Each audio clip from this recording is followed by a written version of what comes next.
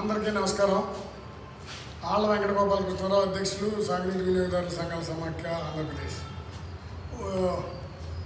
ఈరోజు గుంటూరు కలెక్టర్ గారి కార్యాలయంలో గౌరవ కేంద్ర గ్రామీణాభివృద్ధి కమ్యూనికేషన్ శాఖ మంత్రివర్యులు డాక్టర్ పెమ్మసాని చంద్రశేఖర్ గారికి సాగునీటి సంఘాల సమాఖ్య తరఫున కృష్ణా పశ్చిమ delta project committee chairman Maineni Muralikrishna garu, distributary committee chairman Gundapaneni Srinivas garu, ఇతర ముఖ్య కార్యవర్గ సభ్యులందరూ కూడా కృష్ణా రివర్ మేనేజ్మెంట్ బోర్డు కార్యాలయాన్ని గతంలో ఏదైతే నిర్ణయాలు తీసుకున్నారో కేంద్ర ప్రభుత్వం కానీ రాష్ట్ర ప్రభుత్వం కానీ విజయవాడలోనే ఏర్పాటు చేయాలని చెప్పి ఈరోజు గౌరవ మంత్రివర్యులు పెమ్మసాని చంద్రశేఖర్ గారికి పూర్తి స్థాయిలో వినతిపత్రం ఇవ్వడం జరిగింది.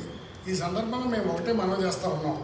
2014 నుంచి 19 వరకు కూడా అనేక ప్రత్యుత్తరాలు జరిగినాయి. కేంద్ర జలశక్తి శాఖకి మన ఆంధ్రప్రదేశ్ ప్రభుత్వానికి ఆ రోజు విజయవాడలో ఆంధ్రప్రదేశ్ పునర్విభజన చట్టం ప్రకారం విజయవాడలోనే ఈ కార్యాలయం పెట్టాలని నిర్ణయం తీసుకుని ఆల్రెడీ ధర్మిల బిల్డింగ్లు కూడా చూశారు.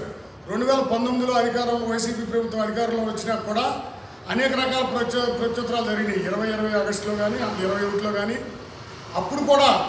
అప్పుడు నీలం సహాని కానీ ఆదిత్యనాథన్ దాస్ కానీ 14-19లో కూడా విజయవాడలో పెట్టమని రాశారు. అనూహ్యంగా 3 రాజధానులు తెర మీద వచ్చినాక 21 డిసెంబర్లో ఎప్పుడో ఆదిత్యనాథన్ దాస్ గారు ఇరిగేషన్ సెక్రటరీగానేమో విజయవాడలో పెట్టమని సిఎస్ఐ అనూహ్యంగా విశాఖపట్నంలో పెట్టమని రాశారు. దీన్ని మేము అప్పుడు తీవ్రంగా ఖండించాం. ఇప్పుడు కూడా గత ప్రభుత్వాన్ని తీవ్రంగా ప్రశ్నిస్తున్నాం. ఇవాళ కృష్ణా పరివాహక ప్రాంతంలో శ్రీశైలం, నాగార్జున సాగర్, ప్రకాశం బ్యారేజీ, ఎస్ఆర్బిసి కింద ఉన్నటువంటి 30 లక్షల ఎకరాల ఆయకట్టుకి మా మధ్యలో ఉండి రైల్ రోడ్డు ఫ్లైట్ కనెక్టివిటీ ఉన్న విజయవాడలోనే ఈ కార్యాలయాన్ని ఏర్పాటు చేస్తే మాకు అందరికీ న్యాయం జరుగుద్ది.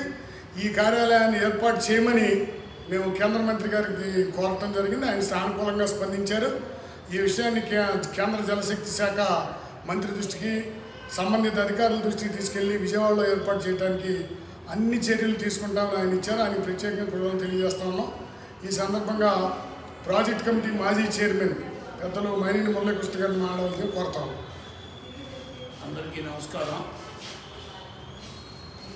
రివర్ మేనేజ్మెంట్ బోర్డు గత ప్రభుత్వ హయాంలో అనేక ప్రత్యుత్తరాలు విభజన చట్టంలో ఉన్నటువంటి హామీలను కాలదాసి మరి ఈ విశాఖపట్నంకి పెట్టాలని చెప్పి గత ప్రభుత్వం నిర్ణయం తీసుకోవడం, అది